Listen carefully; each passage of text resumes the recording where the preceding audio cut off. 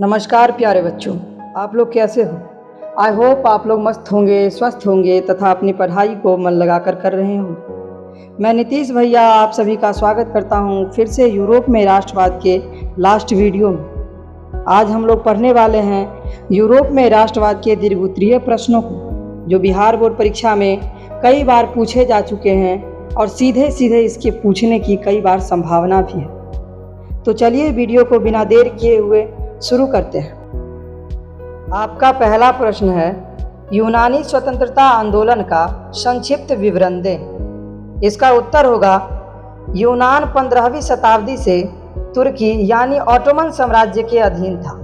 1821 में यूनानियों ने स्वतंत्रता के लिए आंदोलन शुरू किया।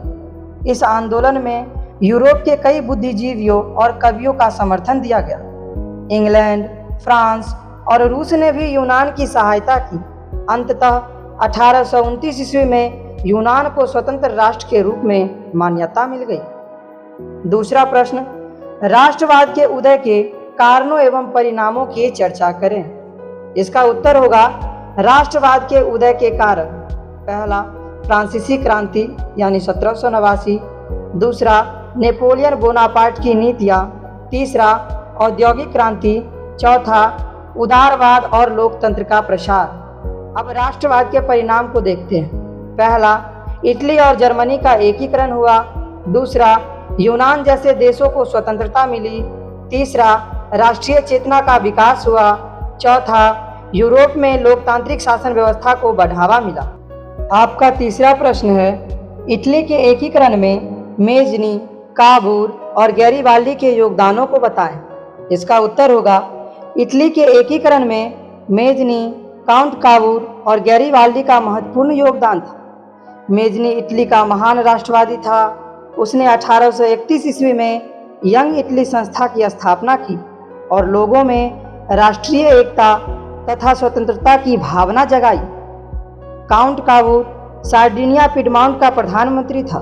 उसने अपनी कूटनीति और फ्रांस की सहायता से ऑस्ट्रिया को पराजित कर इटली के एकीकरण का मार्ग प्रशस्त किया। गैरीबाल्डी एक महान सैनिक और क्रांतिकारी था। उसने रेड शर्ट सेना का नेतृत्व करते हुए सिसिली और नेपल्स पर विजय प्राप्त की और इन क्षेत्रों को विक्टर एमेनुएल द्वितीय को सौंप दिया। निष्कर्ष यह निकला कि मेजनी के विचार, काउंट काबूर की कूटनीति और गैरीबाल्डी की वीरता के संयुक्त प्रयासों से 1870 ईस्वी में इटली का एकीकरण पूरा हुआ। अब चौथा प्रश्न, यूरोप में राष्ट्रवाद के प्रसार में नेपोलियन बोनापार्ट के योगदानों की विवेचना करें। इसका उत्तर होगा, नेपोलियन बोनापार्ट ने यूरोप में कई सुधार किए। उसने नेपोलियन संहिता लागू की, जिससे कानून के समक्ष समानता और सामंतवाद का अंत हुआ। उसने प्रशासनिक एवं आर्थिक सुधार किए। उसके अभियानों से यूरोप में राष्ट्रीय चेतना फैली, जिसने आगे चलकर राष्ट्रवाद और एकीकरण आंदोलन को प्रेरित किया। आपका पांचवा प्रश्न, 1548 ईस्वी की फ्रांसीसी क्रांति के क्या कारण थे। इसका उत्तर होगा, पहला, लुई फिलिप की स्वर्णिम मध्यम वर्गीय नीति। दूसरा, बेरोजगारी और आर्थिक संकट। तीसरा, राजनीतिक अधिकारों का अभाव। चौथा, भ्रष्टाचार और निरंकुश शासन। पांचवा, जनता में लोकतंत्र और समानता की बढ़ती मांग। इन कारणों से 1848 में फ्रांस में क्रांति हुई और लुई फिलिप को सत्ता छोड़नी पड़ी। अब आपका लास्ट और छठा प्रश्न है, राष्ट्रवाद आधुनिक विश्व की राजनीतिक जागृति का प्रतिफल है। किस प्रकार, विवेचना करें। इसका उत्तर होगा, राष्ट्रवाद ने लोगों में स्वतंत्रता, समानता और राष्ट्रीय एकता की भावना उत्पन्न की। इसके प्रभाव से विभिन्न देशों में विदेशी शासन के विरुद्ध आंदोलन हुए। इटली और जर्मनी का एकीकरण हुआ तथा यूनान सहित कई देशों को स्वतंत्रता मिली। राष्ट्रवाद ने लोकतंत्र, जनता और राष्ट्रीय राज्यों के निर्माण को बढ़ावा दिया।